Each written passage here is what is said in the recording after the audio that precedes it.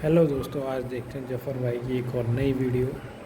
Please आगे बढ़ने से पहले चैनल को लाइक करें और सब्सक्राइब करें। क्या इस्लाम ने मर्द और औरत को बराबर हक दिए हैं? क्या इस्लाम में औरतों को मर्द से आधा समझा जाता है? जानेंगे आज की वीडियो में। तो चलिए शुरू करते हैं बिना अल्लाह का नाम लिए।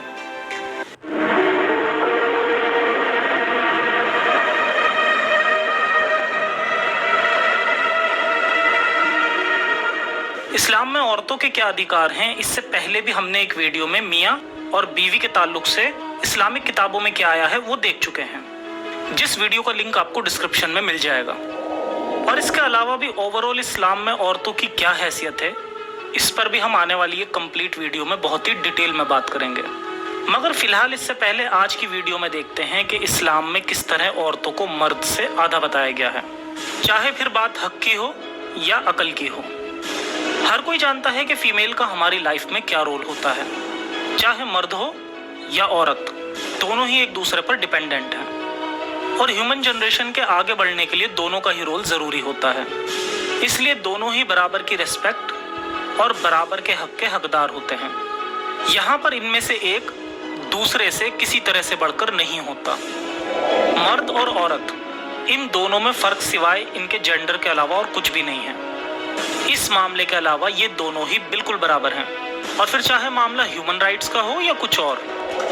मगर हर मजहब में औरतों को दबा कर रखा गया, और खासकर इस्लाम में तो इन्हें सिवाय औलाद पैदा करने की किसी खेती से ज्यादा कुछ नहीं समझा जाता। उल्टा मर्द को औरत पर हाकिम बताया गया है, और इन सब के अलावा इस्लाम में मर्द को ही तलाक देने का हक है, औरत को नहीं। इस्लाम में मर्द के लिए अपनी औरत को मारने का हक है, औरत को नहीं। बल्कि हदीस में तो दुनिया के सबसे अच्छे इंसान मोहम्मद साहब यहाँ तक कह देते हैं कि आखिरत में किसी भी शख्स से इस बारे में सवाल ही नहीं किया जाएगा कि वो अपनी बीवी को क्यों पीटता था। यानी आप औरत को मार पीट भी सकते हो और अल्लाह आखिरत में आपसे इस मामले में सवाल भी नहीं करेगा। तो इस हदीस से ही आपको अंदाजा हो गया होगा कि इस्लाम में किस तरह से औरतों को दबाया जाता है। बेशक औरत और मर्द बराबर हैं, और खासकर ह्यूमन राइट्स के मामले में। मगर इस्लाम औरतों के हक मारकर मर्दों को दे देता है। जैसे विरासत के मामले में औरतों को मर्द से आधा हक दिया गया है, अकल के मामले में आदमियों को औरतों से 2 गुना ज्यादा समझदार बताया गया है, गवाही के मामले में औरत मर्द से आधी है, या कुछ जगह पर मर्द के मुकाबले में औरतों को कुछ भी नहीं समझा जाता। यानी या तो एक मर्द के बराबर 2 औरतें, या फिर मर्द के मुकाबले में औरत कुछ भी नहीं। जाहिर सी बात है कि इस्लाम के फाउंडर मोहम्मद साहब भी मर्द थे, तो इन्होंने भी सारे हक मर्दों को दे दिए। आइए अब देखते हैं कि इस्लाम की अजीब दुनिया में किताबें और उनसे जुड़े लोग क्या कहते हैं। जब इन औरतों के हकूक के मामले पर इनके स्कॉलर से सवाल किया जाता है, तब आमतौर पर इनका पहला जवाब कुछ इस तरह होता है। इस्लाम में मर्द और औरत बराबर है, लेकिन हूबहू नहीं है। बराबर है लेकिन हूबहू नहीं है। अल्लाह सुब्हानहू व तआला ने मर्द और औरत को फिजियोलॉजिकली अलग किस्म का बनाया है, बायोलॉजिकली अलग किस्म का बनाया है, मेंटली अलग किस्म का बनाया है। Depending upon the physiological makeup, biological makeup, medical makeup, हर इंसान मर्द और औरत के जो रोल है वो मुख्तलिफ है। लेकिन जब भी आप इनसे विमेन राइट्स पर सवाल करेंगे और इस्लाम की जाहिलियत भरी आयतें दिखाएंगे, तब ये कंपैरिजन फिजिकली भी करने लगते हैं। तो जो इसके कायल है ना बराबरी के, उनसे कहो कि ये क्या मसला है कि औरत बच्चे को फीड क्यों कराती है, आदमी क्यों नहीं कराता, औरत बच्चा क्यों जनती है, आदमी क्यों नहीं जनता। तो इसलिए औरत पे इद्दत है, मर्द पे इद्दत नहीं है। जी हाँ, जबकि सवाल तो कभी भी इस मामले में करा ही नहीं जाता। जब सब जानते हैं कि बायोलॉजिकली मर्द और औरत अलग अलग हैं, इसलिए कोई भी एथिस्ट ये सवाल नहीं पूछता कि औरत ही औलाद क्यों जनती है और मर्द क्यों नहीं। हमारा तो हमेशा यही सवाल होगा कि जहन्नुम में औरतों की तादाद ज्यादा क्यों होगी, औरत को इस्लाम में मर्द के मुकाबले में बेवकूफ क्यों कहा गया है, तलाक का हक सिर्फ मर्द को ही क्यों, और उस तलाक के बाद हलाला भी औरत का ही क्यों। इस तरह के सवाल होते हैं। खैर, सबसे पहले देखते हैं कि विरासत के मामले में इस्लाम क्या सिखाता है, और फिर इन टॉपिक्स पर आजकल के इस्लामिक स्कॉलर्स के आर्ग्यूमेंट्स के भी जवाब देंगे। आदमी का जायदाद में हिस्सा औरत के मुकाबले 2 गुना। अगर कोई शख्स विरासत छोड़ जाए तब किस तरह विरासत बच्चों में आधी आधी बटेगी, इस मामले में कुरान का दोगलापना देखते हैं। ये मामला पूरी तरह से पेट पालने पर है, जो कि जेंडर के टॉपिक से बिल्कुल अलग है, मगर फिर भी यहाँ मर्द को औरत से दुगना हक दिया गया है। विरासत के मामले में कुरान में बहुत सारी आयतें हैं और साथ ही साथ उन आयतों में अल्लाह मियाँ का चकरा देने वाला कन्फ्यूज़न भी दिखता है। मगर हम देखेंगे कि ओवरऑल बेटे और बेटियों में इस्लाम किस तरह फ़र्क करके उन्हें विरासत देने का हुक्म देता है। कुरान 4:11, तुम्हारी औलाद के बारे में अल्लाह तुम्हें हिदायत करता है कि मर्द का हिस्सा 2 औरतों के बराबर है। यानी मरते वक्त अगर कोई शख्स कुछ छोड़ जाए तो उसका हिस्सा बेटे और बेटियों में बराबर बराबर तकसीम ना होकर मर्द को औरत का डबल मिलेगा। मिसाल के तौर पर अगर किसी शख्स की 2 बेटियां और 1 लड़का है तो विरासत में 3 हिस्से ना होकर 2 हिस्से होंगे। एक हिस्सा लड़के को और दूसरे हिस्से में दोनों लड़कियों को आधा आधा मिलेगा। हैरानी तो तब होती है जब इस तरह की जाहिलियत भरी आयतों को मुस्लिम स्कॉलर बड़ी बेशर्मी के साथ जस्टिफाई भी करते दिखते हैं। अब देखते हैं इस मामले में इनकी बहानेबाजी। अक्सर खवातीन को मर्द के मुकाबले में मिलता है आधा। मिसाल के तौर पे भाई का हिस्सा बहन से डबल है, शोहर का हिस्सा बीवी से डबल है। इसकी क्या वजह है?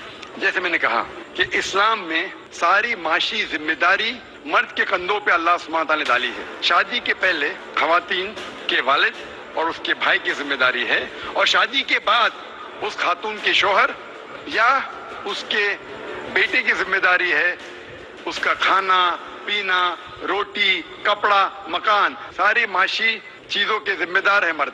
अभी अगर अल्लाह सुब्हानहू व तआला ने माशी जिम्मेदारी डाली मर्द के कंधों पे तो ये जाहिर है कि मर्द का हिस्सा ज्यादा होगा। यानी इनका कहना है कि क्योंकि अल्लाह ने बाहर जाकर काम करने की जिम्मेदारी मर्द को दी है, औरत को नहीं, इसलिए मर्द को औरत से दुगना हिस्सा दिया जाता है क्योंकि उसकी रिस्पॉन्सिबिलिटी ज़्यादा होती है। जबकि कुरान की इस आयत के उतरने की असल वजह कुछ और ही है। इब्ने कसीर की तफसीर से साबित होता है कि जब जंग के बाद कुछ लोग शहीद हो जाते थे और उनकी औलादें जब विरासत के ताल्लुक से सवाल करने मोहम्मद साहब के पास आते थे तब मशवरा देने के साथ साथ वो इसे कुरान का हिस्सा भी बना देते थे, और उसमें भी ये खुद कई बार कंफ्यूज हो जाते थे। मगर कहीं भी ये नहीं लिखा कि आदमी की ज़्यादा रिस्पॉन्सिबिलिटी की वजह से उसका हक ज़्यादा है। अगर हम मान भी लें कि एक पिता की हैसियत से या एक शोहर की हैसियत से मर्दों की ज़्यादा जिम्मेदारी होती है और यही वजह इस आयत की है, तब तो एक और आयत के मुताबिक ये अपनी ही बातों को कॉन्ट्राडिक्ट करते हैं। और इससे ये भी साफ जाहिर होता है कि अल्लाह मियाँ ज़बरदस्त कंफ्यूज थे, क्योंकि उनके बताए गए वसीयत के सिस्टम से कभी कभी माँ को पिता से ज़्यादा हिस्सा भी चला जाता है। और अगर एक औरत का इंतकाल होता है और उसके कोई बच्चे नहीं है और कोई भाई बहन नहीं है तो माँ को मिलता है 1/3 और बाप को मिलता है 1/6। मतलब यहाँ वालिदा को डबल मिल रहा है वालिद के मुकाबले।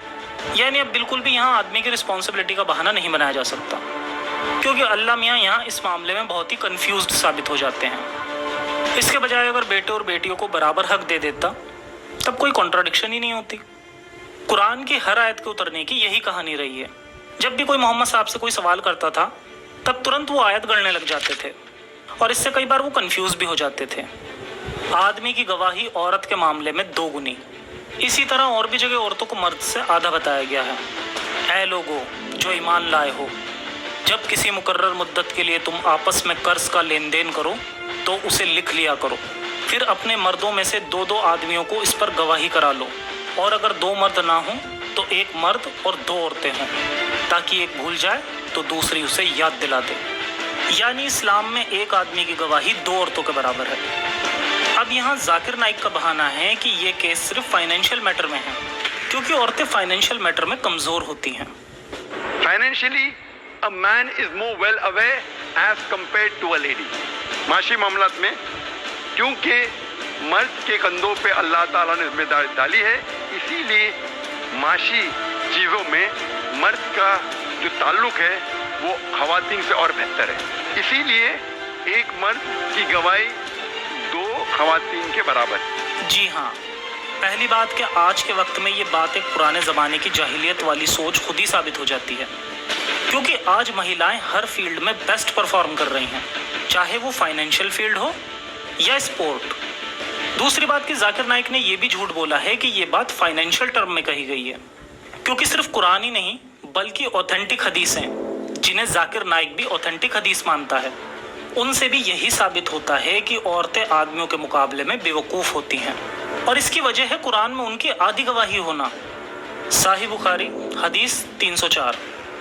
इस हदीस में मोहम्मद साहब औरतों को डरा रहे हैं कि इन्होंने जहन्नुम में औरतों की तादाद ज़्यादा देखी है, और इसका रीज़न भी वो औरतों को बता रहे हैं कि वो दीन में और अक्ल में मर्दों से कम होती हैं। औरतों ने कहा, हमारे दीन और हमारी अक्ल में नुकसान क्या है रसूल अल्लाह? आपने फरमाया, क्या औरत की गवाही मर्द की गवाही से आदी नहीं है? उन्होंने कहा, जी है। आपने फरमाया, बस यही उसकी अक्ल का नुकसान है। फिर आपने पूछा, क्या ऐसा नहीं है कि जब औरत हाइज यानी पीरियड से होती है तो ना नमाज पढ़ सकती है और ना रोज़े रख सकती है? औरतों ने कहा, ऐसा ही है। आपने फरमाया, यही उसके दीन का नुकसान है। जाकिर नाइक का दावा यहाँ पूरी तरह से एक्सपोज हो जाता है। अब यहाँ दोनों पॉइंट्स को ध्यान से देखें तो पहले के मुताबिक पीरियड्स के दौरान औरत दीन में कम होती है, यानी जिस मामले में गलती खुद अल्लाह की है उसकी सज़ा औरतों को क्यों मिलेगी? क्योंकि हैज़ में किसी औरत की मर्जी नहीं होती। ये सिस्टम बनाने वाला अगर अल्लाह है तो उसके नुकसान की वजह से अल्लाह की जगह औरतों को सज़ा क्यों? और आगे कहा कि औरत कम अकल होती है, इसलिए जहन्नुम में ज़्यादा तादाद उनकी ही होगी। और तो और कम अकल का सबूत भी कुरान में आधी गवाही से दिया। हालांकि कई स्टडीज से ये साबित हुआ है कि औरत और मर्द बराबर हैं और इनका IQ भी बराबर होता है, मगर मोहम्मद साहब शायद किसी और दुनिया के नबी रहे होंगे। इस्लाम में औरत का दर्जा। अभी तक जो टॉपिक्स थे उसमें इस्लाम ने मर्दों को औरतों से दुगने राइट्स दिए थे। अब देखते हैं वो टॉपिक्स जिसमें औरतों को कोई हक ही नहीं है। फिलहाल इस मामले में हम कुछ आयतें और हदीसें देखते हैं और बहुत जल्दी इस पर मैं एक पूरी डॉक्यूमेंट्री भी बनाऊंगा। कुरान की सूरह 2 आयत 228 में बिल्कुल साफ लफ्ज़ों में कहा गया है, औरतों के लिए भी भले तरीके के मुताबिक वैसे ही हक हैं जैसे मर्दों के हक उन पर हैं, अलबत्ता मर्दों को उन पर एक दर्जा हासिल है।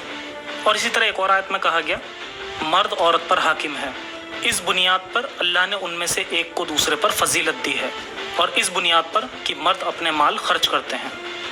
कुरान की इसी आयत ने इनकी रातों की नींद उड़ा रखी है, मगर आजकल के मॉडर्न स्कॉलर्स इसी आयत के थ्रू झूठा प्रोपोगेंडा भी करते दिखते हैं।